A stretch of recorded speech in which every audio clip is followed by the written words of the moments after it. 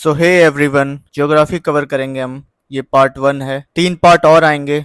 तो बिना किसी टाइम वेस्ट के स्टार्ट करते हैं। स्टार्ट करते हैं बिग बैंग थ्योरी से। एडविन हवल 1920 में ये ऑब्जर्व किया कि दूर की गैलेक्सीज हमसे और दूर जाती जा रही हैं। इसका मतलब universe is really expanding. In the beginning all matters in the universe was concentrated in just one single point। वो पॉइंट क्या था?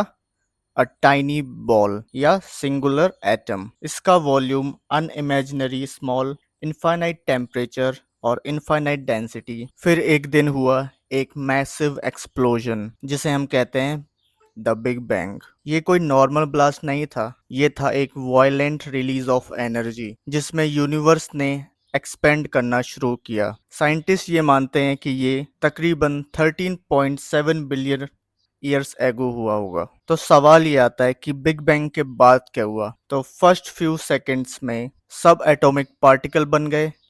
3 मिनट के अंदर लाइट एलिमेंट जैसे हाइड्रोजन, हीलियम क्रिएट हुए। फिर हजारों साल बाद स्टार्स और गैलेक्सीज फॉर्म होने लगी। ऐसे स्टेप बाय स्टेप यूनिवर्स ने अपना स्ट्रक्चर डेवलप किया। अब बात करते हैं स्ट्रक्चर ऑफ द अर्थ की। सबसे ऊपर की लेयर जिसमें हम रहते हैं उसे हम क्रस्ट बोलते हैं। ये अर्थ का hard and solid outer shell है। क्रस्ट दो टाइप के होते हैं, एक होता है कॉन्टिनेंटल क्रस्ट, दूसरा होता है ओशियानिक क्रस्ट। इसकी थिकनेस अराउंड 5 से 70 किलोमीटर होती है। क्रस्ट के नीचे होता है मेंटल। मेंटल भी दो टाइप के होते हैं, एक होता है अपर मेंटल, एक होता है लोअर मेंटल। जो अर्थ का सबसे बड़ा लेयर है ये सेमी सॉलिड होता है और मोल्टन रॉक से बनी होती है जिसे हम कहते हैं मैग्मा। मेंटल की मूवमेंट की वजह से अर्थक्वेक और वोल्केनो इरप्शन होते हैं। इसके नीचे आता है आउटर कोर जो लिक्विड स्टेट में होता है। ये मोस्टली आयरन और निकल से बना हुआ होता है। और सबसे इंटरेस्टिंग फैक्ट ये है कि ये आउटर कोर अर्थ के मैग्नेटिक फील्ड को जनरेट करता है। सबसे अंदर होता है इनर कोर जो सॉलिड स्टेट में होता है। ये भी आयरन और निकल से ही बना होता है। एक्सट्रीम प्रेशर की वजह से ये सॉलिड होता है। इसका टेम्परेचर सन के सरफेस से भी ज़्यादा है, अराउंड 5000 टू 7000 डिग्री सेल्सियस। तो ये याद रखना, upper mantle, lower mental, molten rock, outer core, inner core, iron और निकल। अब बात करते हैं अर्थक्वेक की, मींस शेकिंग ऑफ द अर्थ। तो पहले पी वेव और एस वेव समझ लेते हैं, उसके बाद अर्थक्वेक की बात करेंगे। P wave is faster, S wave is slower then P wave. इसका मोशन टाइप होता है बैक एंड फोर्थ और इसका होता है अप एंड डाउन, इस तरीके से जैसे आप देख रहे हो ना। ये है primary wave. P wave first to arrive होती है और S wave comes after P wave. तो अब सवाल ये आता है कि why does earth shake? Tectonic plates हमेशा धीरे धीरे मूव करते रहते हैं, लेकिन जब ये प्लेट्स अपनी एजेस पर फ्रिक्शन के कारण अटक जाती हैं तब एनर्जी गैदर होने लगती है। जब स्ट्रेस इतना बढ़ जाता है कि वो फ्रिक्शन को हरा देता है तब एक सडन जर्क होता है और इसी मूवमेंट को हम अर्थक्वेक कहते हैं। ये एनर्जी वेव्स के फॉर्म में रिलीज होती हैं और अर्थ की क्रस्ट से ट्रेवल करते हुए हमें शेकिंग का फील होता है। Next time if you feel the earth shake, समझ जाइए टेक्टोनिक प्लेट्स ने एक बार फिर मूव किया है। Effects of earth shaking: ground shaking, land and mud slide, soil liquefaction, avalanches, fires, ground displacement and tsunami.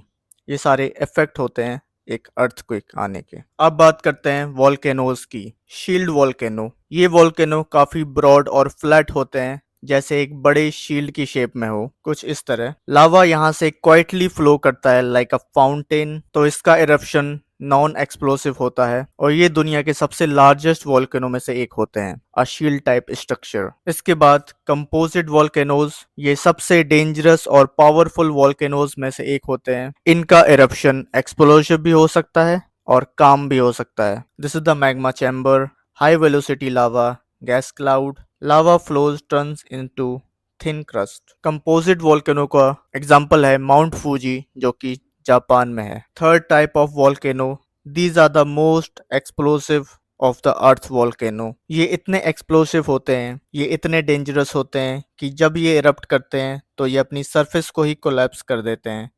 कुछ इस तरह। अब बात करते हैं कॉन्टिनेंटल ड्रिफ्ट थ्योरी की। कॉन्टिनेंटल ड्रिफ्ट थ्योरी 1912 में जर्मन साइंटिस्ट अल्फ्रेड वांगलर ने प्रपोज किया था। उनका कहना था कि सारे कॉन्टिनेंट्स पहले एक बड़े सब कॉन्टिनेंट पेंगिया का पार्ट थे और धीरे धीरे अलग हो गए और आज के कॉन्टिनेंट बन गए। इस थ्योरी के कुछ एविडेंसेस भी हैं जो इसको सपोर्ट करते हैं, जैसे कि जिगसॉ फिट। तो अगर आप वर्ल्ड मैप में देखेंगे तो साउथ अमेरिका और अफ्रीका की कोस्ट लाइन एक दूसरे में परफेक्टली फिट हो जाती हैं, जैसे पजल पीसेस। तो ये दिखाता है कि ये कॉन्टिनेंट कभी एक दूसरे से जुड़े हुए थे। सेकंड है फॉसिल एविडेंस। अल्फ्रेड वेंगलर ने नोटिस किया कि अलग अलग कॉन्टिनेंट्स पे सेम टाइप के फॉसिल्स मिले हैं, जैसे अफ्रीका और साउथ अमेरिका दोनों जगह मीसोसॉरस नाम के एक्सटिंक्ट एनिमल के फॉसिल्स मिले हैं। तो ये तब पॉसिबल है जब दोनों कॉन्टिनेंट कभी एक साथ जुड़े हुए थे। थर्ड है रॉक फॉर्मेशन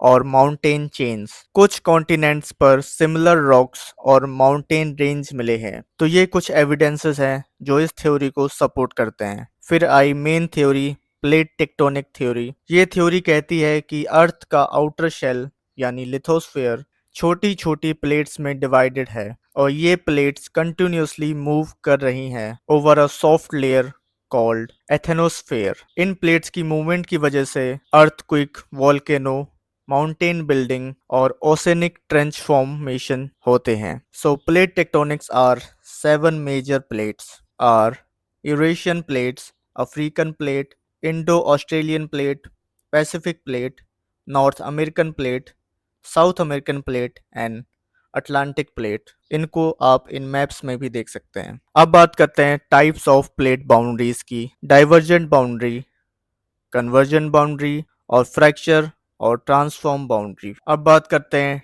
डाइवर्जेंट बाउंड्रीज की। डाइवर्जेंट मतलब प्लेट्स दूर दूर जा रही हैं, यानी एक दूसरे से अलग हो रही हैं, इस इमेज की तरह। ये movement mostly mid oceanic ridges में होता है। यहाँ से नई क्रस्ट बनकर ओशनिक फ्लोर में ऐड होती है। कभी कभी ये लैंड पर भी हो सकता है, जैसे ईस्ट अफ्रीकन रिफ्ट वैली। इसका एग्जाम्पल है मिड अटलांटिक रिजेस। सेकंड आता है कन्वर्जेंट। कन्वर्जेंट का मतलब प्लेट्स आपस में टकरा रही हैं, कुछ इस तरह। इसका रिजल्ट होता है जब दो प्लेट्स आपस में टकराती हैं तो अर्थक्वेक, वॉल्केनोज और माउंटेन्स फॉर्म होते हैं। थर्ड होता है ट्रांसफॉर्म, जिसका मतलब है प्लेट्स एक दूसरे से स्लाइड कर रही हैं, कुछ इस तरह, लेकिन यहाँ से काफी स्ट्रॉन्ग अर्थक्वेक जनरेट होते हैं। इसका रिजल्ट होता है अर्थक्वेक, नो वॉल्केनोज।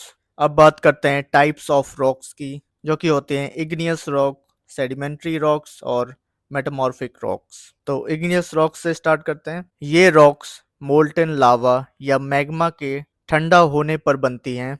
अगर लावा सरफेस पर ठंडा हो तो बनती है एक्सट्रूसिव इग्नियस रॉक, और अगर अंदर ही ठंडा हो जाए तो बनती हैं इंट्रूसिव इग्नियस रॉक्स। इसके कुछ एग्जाम्पल है, जैसे बसाल्ट और ग्रेनाइट। बसाल्ट मतलब लावा सरफेस पर ठंडा हुआ है, ग्रेनाइट मतलब लावा वॉल्केनो के अंदर ही ठंडा हो गया है। अब बात करते हैं रॉक साइकिल की। ये एक कभी ना खत्म होने वाला प्रोसेस है जिसमें रॉक्स एक दूसरे में चेंज होते रहते हैं एक लॉन्ग नेचुरल प्रोसेस के थ्रू। तो आइए इस प्रोसेस को समझते हैं। वॉल्केनो से जब मैग्मा निकला वो हॉट है, कूल होके इग्नियस रॉक बन जाएगा। अगर एक्सट्रीम टेम्परेचर पे वो फिर मेल्ट हो गया तो वो दोबारा मैग्मा बन जाएगा। अगर मेल्ट नहीं हुआ तो वो वेदरिंग और इरोजन के साथ वो सेडिमेंट्स में टूट जाएगा और फिर सेडिमेंट्स मिलके सेडिमेंट्री रॉक बनाएंगे और हीट और प्रेशर के साथ वो मेटामॉर्फिक रॉक में कन्वर्ट हो जाएंगे और फिर एक्सट्रीम टेम्परेचर पे वो मेल्ट होके दोबारा मैग्मा बन जाएंगे। तो आज के लिए बस इतना ही। नेक्स्ट वीडियो में हम जियोमॉर्फिक प्रोसेस